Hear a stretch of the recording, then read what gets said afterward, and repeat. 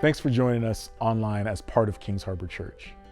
We love that the Lord has given us this grace of technology for us to connect together around His Word, but we also recognize that it's a resource, not a replacement. And so if you're new with us and you're not connected to a body of believers, our hope is that you would take next steps to be known and for us to know you.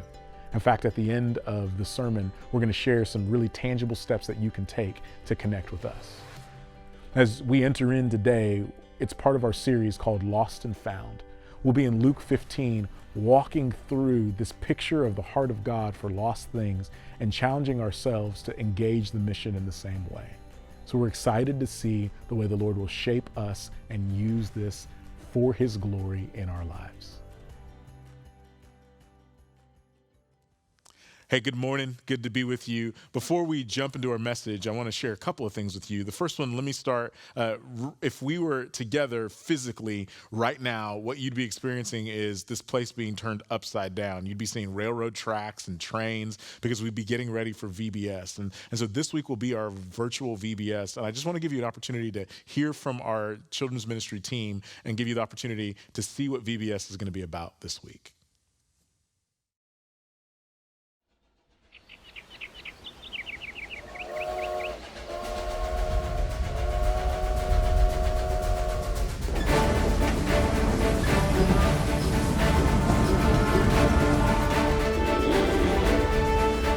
Everyone, climb aboard for a fun-filled adventure for this year's VBS on Rocky Railway. Kids will join us as they learn about how they can travel through life's ups and downs by trusting Jesus. Trust Jesus! This year, we'll be having VBS at home with a daily Zoom option time from 9:30 to 10 a.m. the week of July 13th to 17th, as well as videos that you can watch at your own convenience. We encourage kids to join up with their friends to have a fun experience for all. You can register right now by going to kingsharbor.org and pressing Register for KHC Events on the homepage.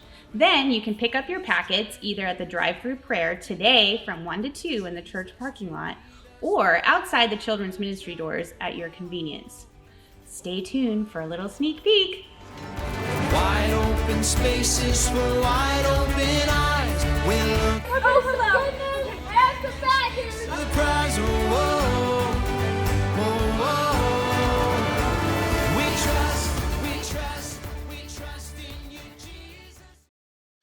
And so you can tell they're excited and have been having fun getting ready through videoing. And so I just want to thank the Lord for that team's creativity and adaptability in a crazy season. And I'm also excited for what our kids are going to experience. And so let me reiterate, at the link that you saw on your screen, you can register and your kids can be a part of VBS this week virtually.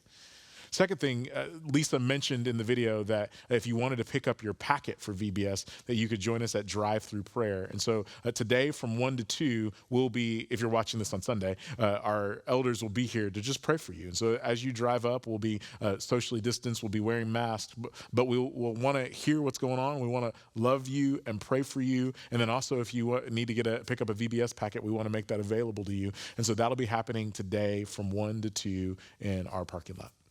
Now, as we jump into the Word, we've been in Luke chapter 15. We'll be walking through verses 8 through 10. And we've been talking about that this idea of lost and found helps us to understand the heart of God and the way that He's engaged the world and invites us to engage in the very same way.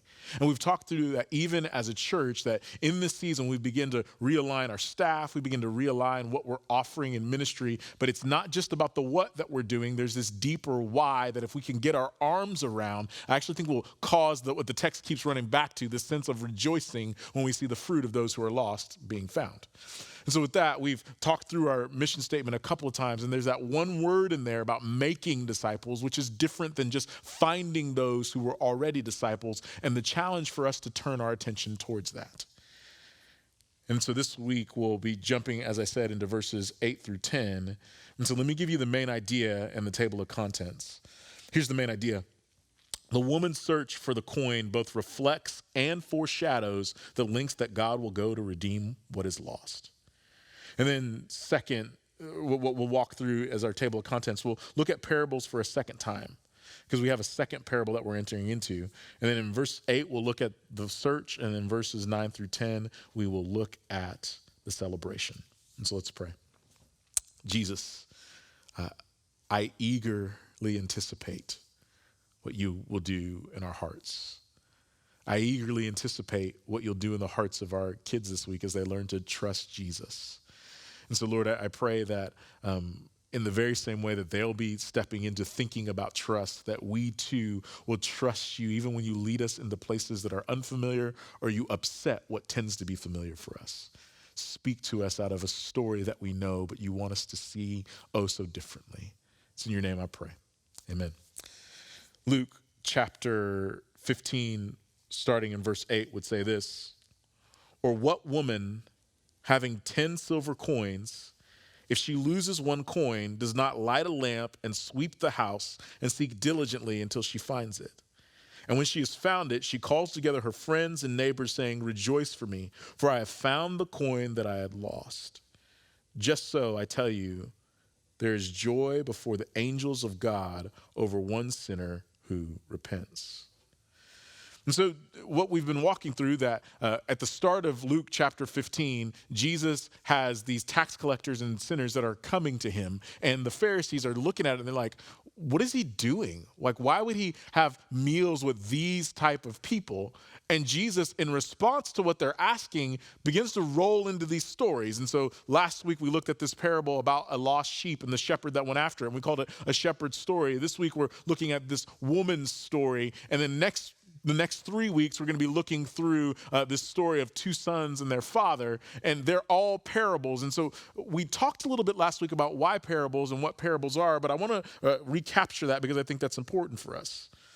Parables are intentional stories designed to depict the coming of God's kingdom through the actions of Jesus and the fulfillment of the message of the prophets.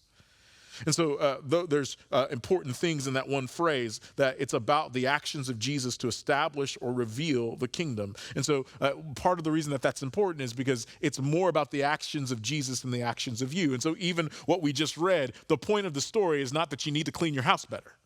The point of the story is that this lady is reflecting something about the way that Jesus is interacting in the world. Or second, often parables will tie back to the Old Testament prophetic hope or some of their warnings. And we saw that last week about how the idea of a shepherd and Ezekiel's prophecy of a good shepherd, how they tied together. Though this week we won't see that as clearly. And then one of the key things that parables do is that they contrast the values of the kingdom versus the values of our current world system. One of the things that's interesting, and we talked about it last week, is that when Jesus started using parables in Matthew, the first thing that happened is he tells this parable about a man that goes out throwing seed on different types of soil. And all of his disciples come to him and they say, Jesus, why are you speaking this way? Like, why are you sharing this story and not even telling us what it means? And there was this sense of Jesus saying that those that the Lord would allow to hear will understand, and those that don't, that proves something. And so there was this sense of using parables, but it's also really indirect.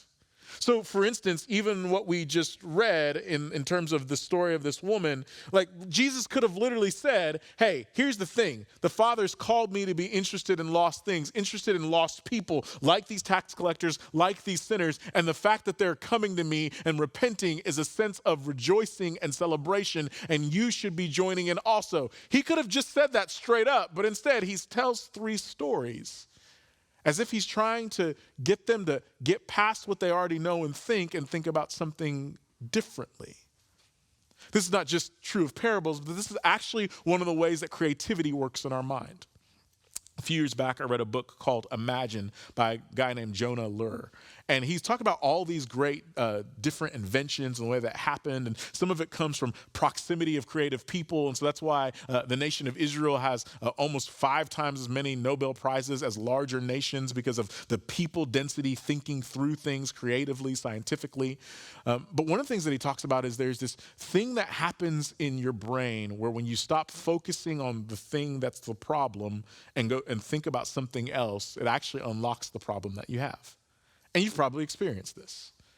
Maybe you've got this problem at work and you're trying to figure out what's the solution to fix the system. Or if you're a student, maybe there's that math problem that you can't figure out. Why are there letters next to numbers and you just don't got it. And then so you go do something else, play a video game, have a meal, take a nap, take a shower. And all of a sudden it's like your brain unlocks and you're like, oh, wait a minute. Now that I've focused on something else, I can see this better.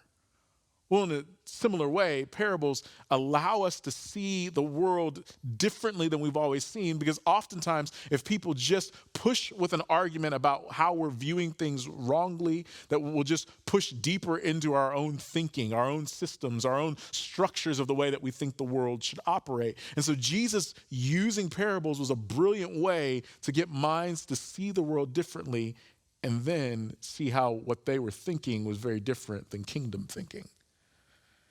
And so as we look at the text again, and he starts the second parable, in verse 8, he begins to describe this woman's search.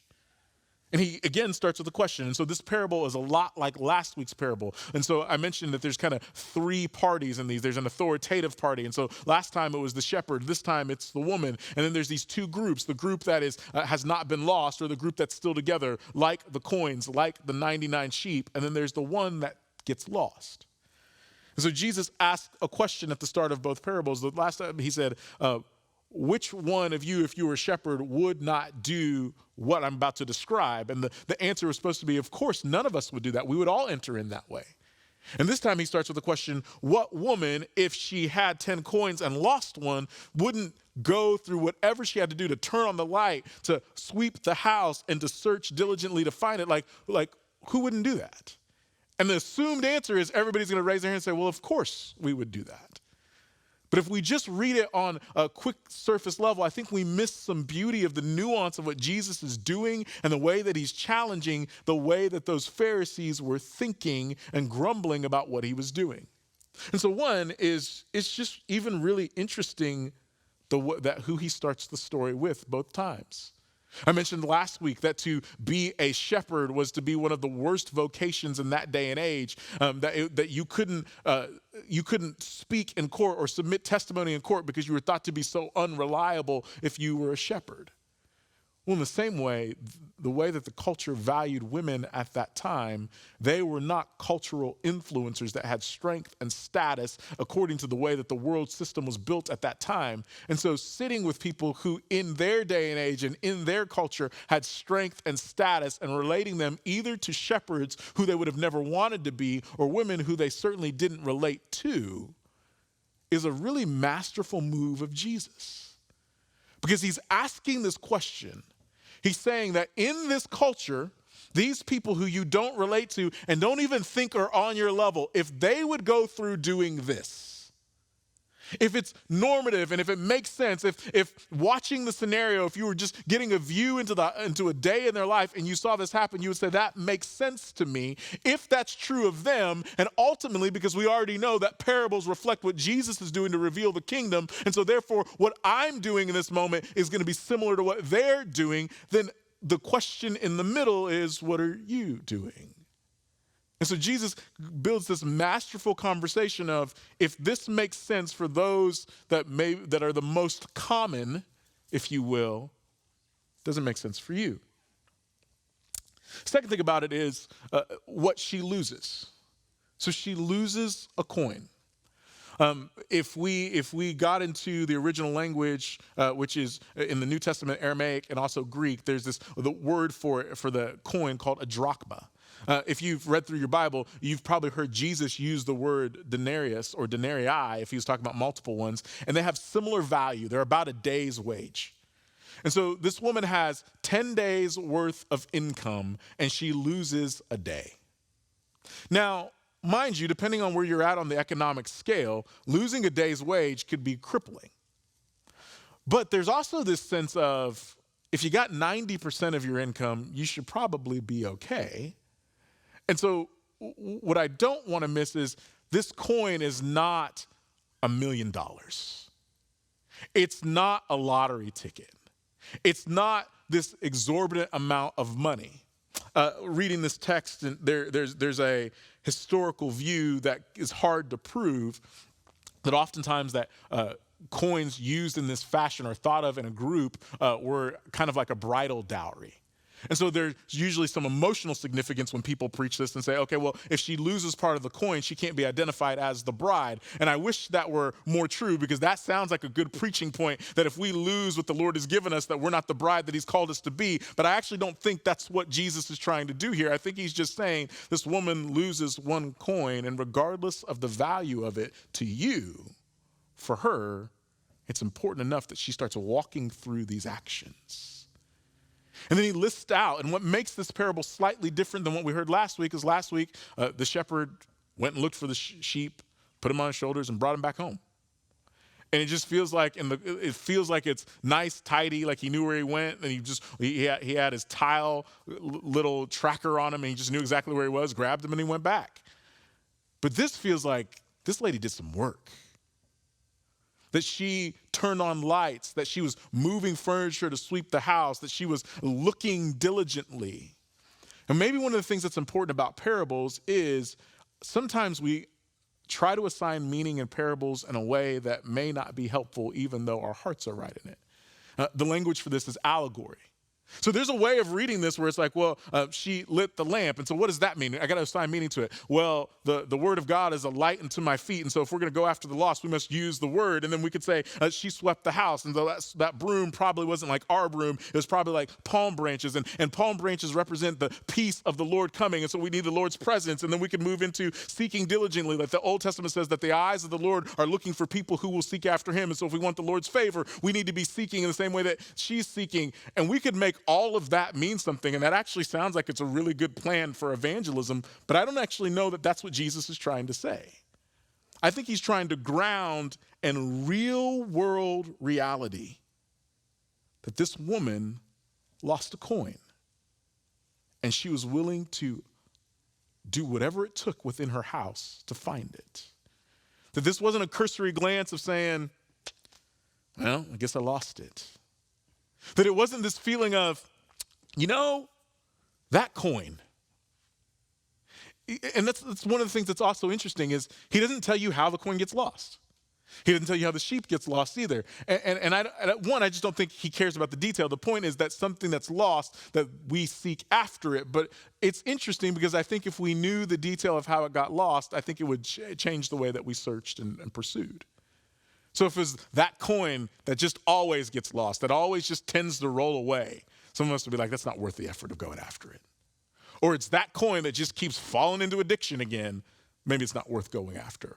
Or it's that coin that it never really wanted to be part of the group of 10 anyways, maybe it's not worth our effort. He doesn't give us any of that. He's just like, there's this coin that is lost, and when the woman loses it, she starts flipping on lights. She starts upsetting the house by moving furniture, so she can sweep, doing whatever it is that she needs to do to search diligently to find the thing that she's lost. He's just trying to put an emphasis on the effort, and the effort's not driven by the value. The effort's driven by what's hers, and that she desires to have it again. And after going through all of this effort and finding the coin, what seems as equally shocking effort is a celebration. So you've had this scenario in your life where you're doing laundry, you're folding clothes, or you're getting ready to put clothes in the washer, and you're reaching in the pocket to make sure that there's nothing in there that you don't want to lose because nobody wants to put their headphones in the washing machine again. And you reach in there and you find a $5 bill. And it's still worth $5, but it feels like it's worth $1 million because it's money that you didn't know that you had, but you have again. So there's a sense of celebration when you find that $5. But I don't imagine that you jumped on your phone and started texting people, hey, I need you to come to the house. I found $5. $5 that I already had, that I lost, but I found again. Like, you should come, rejoice with me because I found $5. You don't start like knocking on your neighbor's doors like, I don't know what you guys are doing right now. We've never met. I'm the one that usually steals your trash cans. But hey, I found $5. Do you want to come over and celebrate? Like, that doesn't tend to be the way that we operate when we find something that doesn't seem to have the level of value that something like an engagement ring or a lifetime's worth of money would. Like just a day's wage doesn't feel like you should be inviting people into celebration.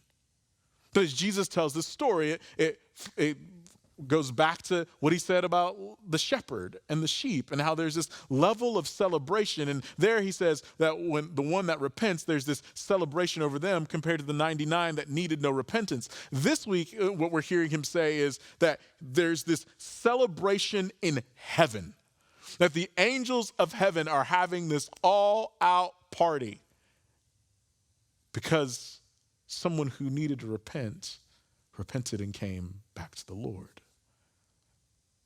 Like, think about what he's saying to them in that moment. That this story that I'm telling you, that when I started the question, that what woman wouldn't do this? And you're like, of course every woman would do this. And if all of heaven is doing this because I'm sitting at a table with these tax collectors and sinners, like think of just some of the crazy things that Jesus is making a statement in that moment.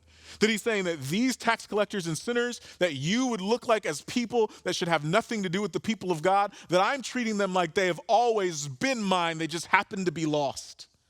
That they've always been a part of who the Father has given me, and so therefore I'm seeking after them. I'm turning on the light. I'm sweeping. I'm searching diligently. I'm calling them to the table that they might see and know and have a relationship. Like Jesus is making a statement that I am initiating, pursuing after them in the same way that you think would be obvious in this story. And so the question in the middle is this: if this is what the kingdom is doing, if this is what you're watching me do, are you doing the same?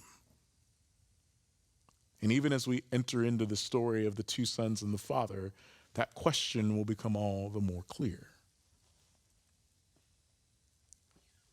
And so I want to remind us that here's why this parable is important.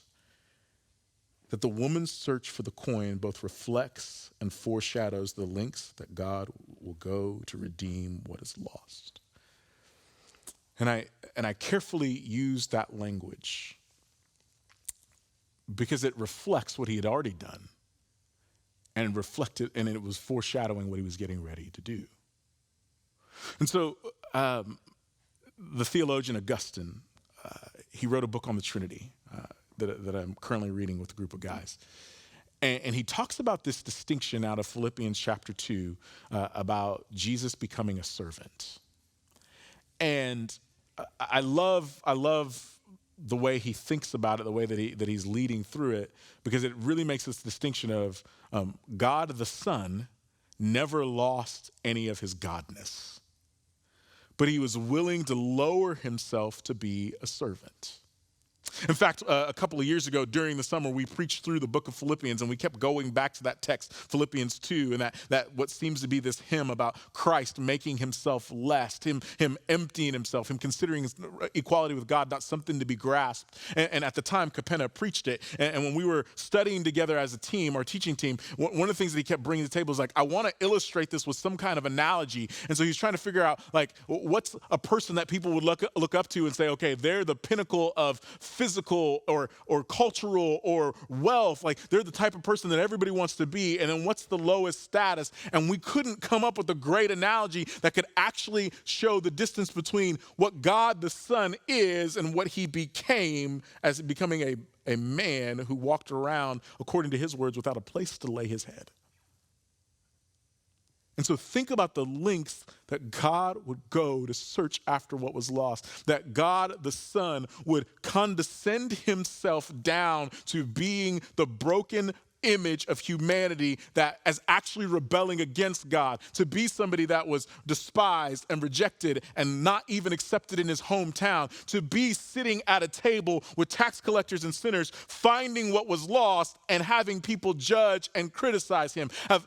If you want to go back to what we talked about last week, the reason he spoke parables in Matthew 13 was because in Matthew 11 and 12, he's accused of being of the devil while doing the work of God. Like think about how far he went that might be possible. And then think about how far that he would go That same passage that Augustine draws that thought process of God the Son versus the servant from ends with that he would even submit himself to death on a cross. Like, think about that God the Son would go through submitting himself to human hands to receive the wrath and punishment of God. And that later on, when Paul would write in Ephesians that by the blood of his cross, he drew those who were far off near, that was part of the work of him turning on the light, sweeping the house, and seeking diligently that we might come to him, that he initiates and we respond, that he would go that far that we might be redeemed. The woman's search for the coin just reflects how far God has gone and how far he would go through Jesus to redeem what was lost. I want us to feel the fullness of the heart of God for what is lost. The last series that we did, we talked through the covenants, and we talked through how covenant partner after covenant partner would fail. And the Lord just kept pursuing a people. And then that he would enter in and rescue us from our brokenness. That if you are a believer in Jesus Christ, that you, like that coin, were lost and were not going to find yourself. And he, by his mercy, came after you. It reminds me of a story that I've used with you before, but I think it beautifully illustrates. Maybe it's the work of a parable. In 1987 in Spatak, Romania, there was a earthquake. I think it was like 8.7 on the Richter scale. Devastating. And as the story goes, there was a father of a school-aged boy, and when literally the earth stopped shaking, he could look out and see across the neighborhood of where houses and buildings had been leveled, including the school where his son was. And so as quickly as he could navigate through all the debris, he got to the site and saw emergency workers there trying to recover children, teachers, faculty, and he began to jump in and help. And so an hour passes, and 6 hours pass, and 12 hours pass. And at that point, they say to him, "Sir, at this point, it's very unlikely." But they continue to search, and he continues to search. And 18 hours pass, 24 hours pass. And at that point, they said, "Sir, you need to go home. There is no more hope." 30 hours pass, and after something like 36 hours, he's continuing to remove debris, and he removes a large stone and lays beneath the stone and his son looks up and said, "Dad, I knew that you would come." Like, to think that in the same way that the Lord has pursued us, that being crushed by the debris of our own sin and having no way to escape, he didn't say that this is a lost cause, that this is a coin that always gets lost, that this is a coin that's not even worth the trouble, that this juice isn't worth the squeeze. But instead, he said that I will continue to search. I will search through the brokenness of covenants. I will search through the brokenness of humanity. I will search through being mistreated and being despised. I will search through the brokenness and bloodiness of the cross, that I might find you and call you mine. This is the heart of God that he calls his people to engage in. And so let me end with this. To live out that heart, you have to upset the familiar. What I love about the story is we hear in the story that this woman is flipping on the light and she is sweeping the house and moving debris and moving dust to try and find and see that she is seeking diligently. And to me, seeking diligently isn't just looking from across the room. It's running across the room or moving a chair. It's doing whatever you have to do to get the line of sight that you need to find what you're looking for. That the familiar setting, the comfortable setting of her home, she is willing to upend it to find what is lost. But I also love that the heart of the indirect language of a parable is meant to upset the familiar. It's meant to break the pattern of thinking that those Pharisees had often been in by introducing something that's disruptive enough to make them say, well, if a shepherd and a woman would do this and God would do this, should we be complaining or should we be joining in and doing this? And I tell you that Because as we peered at the scriptures and as we looked collectively at the moment that the Lord has allowed Kings Harbor Church to be part of, we've recognized a couple of things. One, that there is this distance and this inability to engage the lost. And here's the thing, that when you are seeking renewal, or when you're seeking to see transformation, or you're seeking to pursue what you're not doing currently well, you don't just keep doing the things that you've been doing that haven't been bringing those results. You upset the familiar. You give things up. You push away programs. You raise up new leaders. You think in new ways. You shift your thinking. You say there's the end of some things, and you begin to step into the new beginning of other things, and you're willing to give some things up. You're willing to overturn the house, turn the light on, sweep, and search diligently that the Lord might bring back what is lost. And so that's what drives our heart when we make decisions like saying, okay, here's how we're going to organize our groups. That way we can care for one another, but here's how we're going to begin to get people on mission. We're upsetting the familiar because the familiar was going to help us see what the Lord wanted us to see. There's a story about explorers. And I don't remember where and I don't remember when. But when I talk about this phrase, you'll know whether you know the details or not. This idea of burning the boats. And so they landed in that new place that they were, and they were outnumbered. Makes me want to sing Hamilton, outnumbered, outmanned. And they had to make a decision. Do we turn back, or do we press in on the mission that's been given to us? And the leader of that crew of people said, burn the boats. We have no alternative. We're in this. He upset the familiar. There was no going back home for them. And I want to challenge us as a people to embrace the upsetting of the familiar that the Lord has been doing. That's not just the changing of programs at the church. It's the reality that the season that we live in, I've said it multiple times, this is not the great pause. He didn't just pause things that we like to be a part of, but it's been the great reveal that oftentimes we've been so distracted or escaping to those things that we've missed where he's going, what he's trying to do in us. And if that is true, may we burn the boats of comfort of trying to go back to where we used to be. There is no getting back to normal. It is stepping forward into the mission of God and saying, wherever you are leading us next, let's go. So I want to challenge us. I want to encourage us. This story reflects and foreshadows how far God has gone and will go. And I just want us to be on the journey with him. So I'm going to pray. And after I do, on your screen, there are going to be some questions that you're going to be able to wrestle through. Thinking about how the Lord's upset the familiar and thinking about what it would look like for you to partner with God in his pursuit of the lost. And one of the things that I would love for you to begin to ask other people that you're wrestling through these questions with is, hey, how'd you do with that this week? Last week we wrestled through a question about joy. Hey, what did celebrating with the Lord look like for you this week? And so I want to challenge us to keep one another accountable. Let me pray, and then we'll respond to the questions.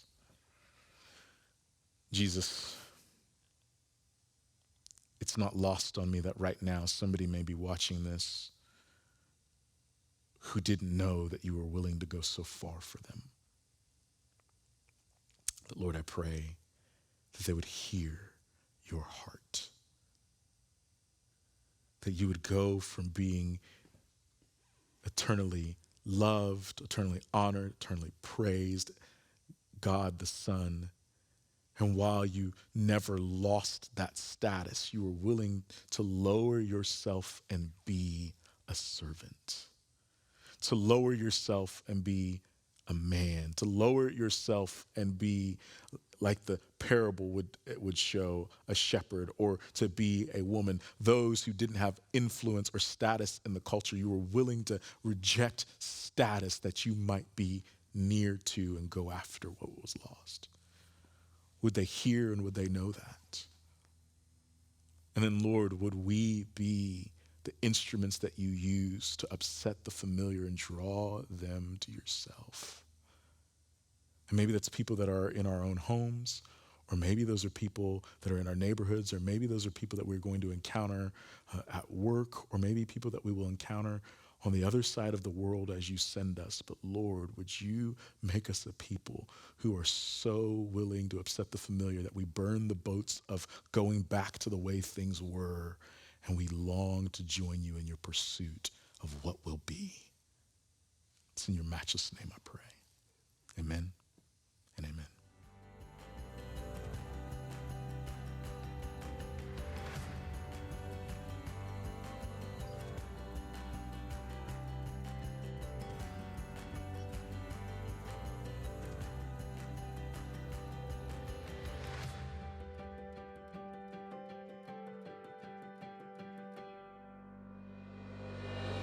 Again, thank you for being part of Kings Harbor Church Online. At the start of this video, we shared that we wanted to help you connect more deeply. If you're watching this video on our website, there are some buttons below that I think are really good practical steps for you to take to connect with us. Number one, if you're new here, there's a button that just says New Here. And it allows you to share a little information about yourself and allows us to follow up and set up a way to get to know you a little further than just knowing that you came to our site and watched a sermon. Second, we also desire to pray for you, to come alongside you. And so there's a button below that says Need Prayer. And if you click on that, it allows you to share a little bit of information and your request, and our team will be praying with you and for you. We also just want to emphasize over and again that what you're experiencing is just the ongoing starting point of your discipleship with Jesus. It's just the beginning of the journey. And our desire and our hope for you is that you would continue to walk with him more faithfully over the days.